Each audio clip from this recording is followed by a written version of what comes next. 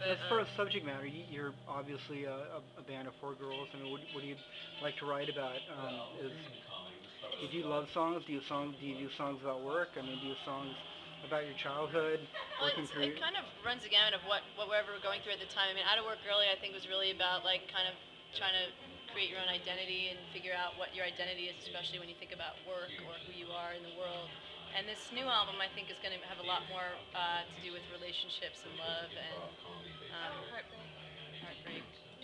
I've been getting into politics lately. The whole financial meltdown. I spent a lot of time on CNN. I listened to Bernanke the other night on 60 Minutes. He was on last night, which never happens. The chairman of the Fed, and just the whole political spectrum. With the Prop 8 thing. That went down in California, and now we've got a black president. It seems like there's this big left shift in America, but yet there's this big right-wing backlash.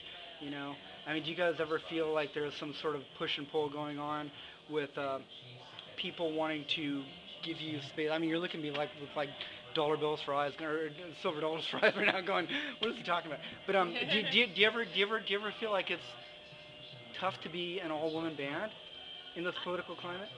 I don't No? really Or know. is it easier? I don't really think about Is it easier? I think we're definitely getting it's easier recently, and I don't know why that is. It seemed like it was a little harder when I first started with the band. I mean, aren't most of the bookers guys? Is there an advantage to being an all-girl band because you're.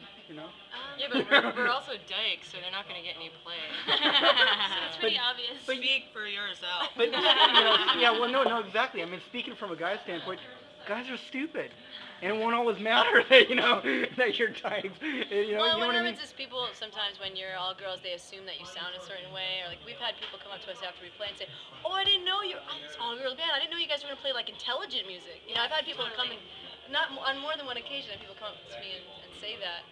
So I think it's sometimes you do have to kind of battle against this image that people think, oh, you actually don't know how to play your instruments, but we do.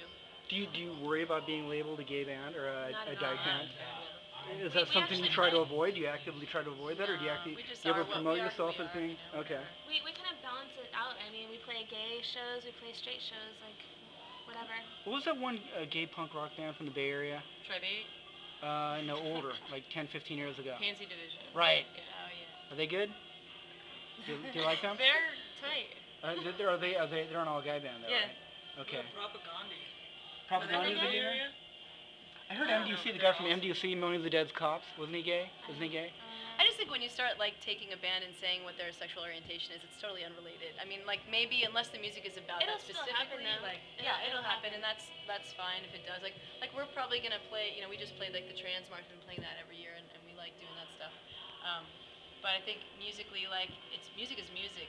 Whoever plays it. Yeah. Ironically, like it seems that most of our fans are older men. Well, you're all really cute. I mean, it's a cute band, and as long as the music is good. I mean, honestly, I don't want to sound like I know what I'm talking about because you guys approached me on MySpace, and I'm not familiar with you. But the reason why I wanted to cover you was because I like the sound of the music, and the more I get to know it, the more I can write about it. Do you cover bisexual or gay subject matter in your music at all? We covered David Bowie Under Pressure. Well, no, he means like. Well, that's a cover, yeah, okay. They talk about girls and stuff. Sure, I mean, Well, our I love guess- songs I have mean, to do with the subject matter, if it's about love, will obviously be about another Woman, girl. yeah. But it's not like we aren't exactly like hyper political or Right. anything of that nature. I mean, just by the sheer nature of being queer, I think that you are forced to be political in some way because you have to stand up for yourself. And there's an element of that. So it's not like we aren't political. It's just that it's not at the forefront of what we want to address. It's just a byproduct of just being queer. All right. So for the record, your main topic of songwriting is right now. whatever we're going through and feeling at that time in our lives. I mean, So it's kind of like a I don't like to limit ourselves about like we sing about this or that. No. Because it's like we're making music or whatever about whatever it is we're going through at the time. So like right now. This isn't like declaring a major. Don't worry. Yeah. You're not gonna have to continue in this vein for the next 4 years. I'm just saying right now, what's of interest to you mostly? Right now, I think we've been writing, Just kind at of this moment. completing a lot of songs that have to do with love.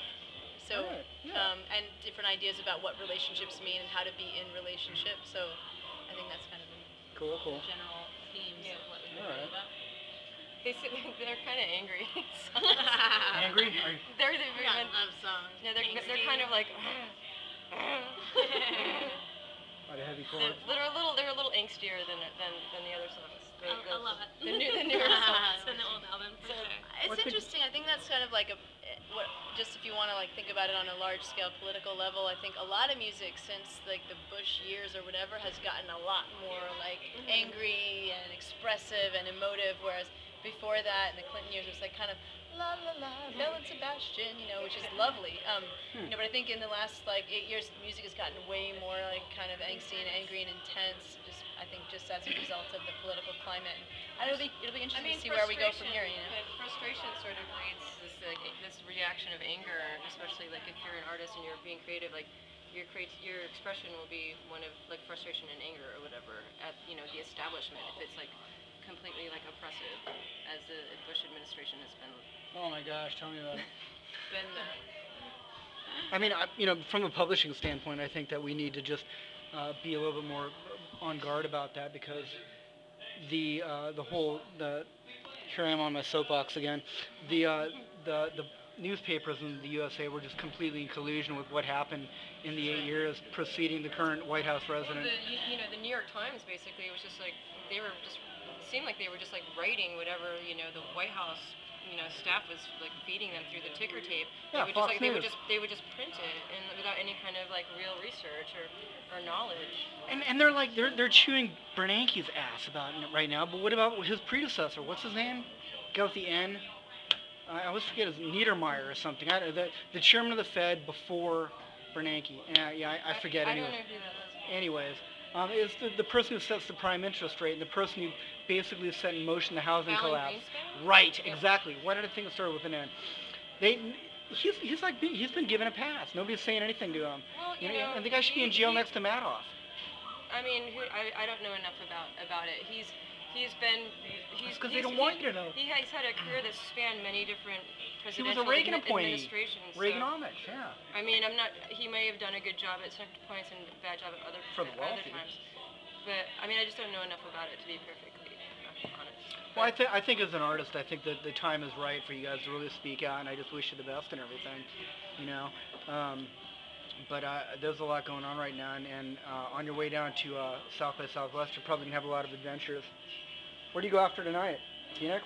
Flagstaff to Tucson, and then El Paso. Cool.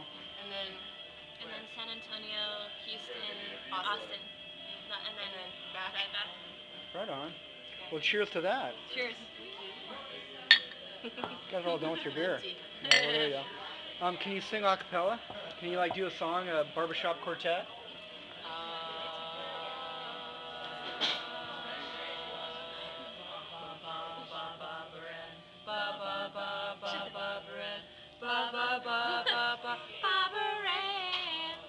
You know what? Okay, the last tour around, we went to Vegas, Nice try. and they gave us the penthouse suite because they fucked up our reservation. So we had this big marbleized. It was Oh, in amazing. the bathroom. Yeah. And so we all. I would have videotaped it, but they were naked, and they wouldn't have. I'll videotape it. And we sang in there for like an hour. We had It was great amazing. reverb. That would be Like the most- awesome they were acoustic. really It was incredible. naked, like singing Bob Brand in this amazing awesome. shower. Come on, one you can do can belt out at least a couple of chords from some song. You don't have to do it in. All right, what should I sing? Do you want to sing The Warrior? Shooting at the walls of heartache, bang bang. I am the warrior. Yes, I am the warrior. All right, I forget who's that's that. Heart? That's Scandal. Okay. Do you know any Heart? This is scandalous. Okay. You ladies rock. Thank you very much. Thank you. That's so awesome. What is the name of it? Hello, Mahoney. Hello, Yeah. Mahoney. All right. And then he's like, come on, frog, and he goes, Rabbit. That's what we're gonna do tonight. We're gonna hype it up, and then we're gonna come out on stage, and we're just gonna go, Rabbit. Yeah, we're just gonna sit there in silence. It's gonna be like John Cage, like a reenactment of John Cage. 433. 433. A silent piece. We'll sit there with our instruments.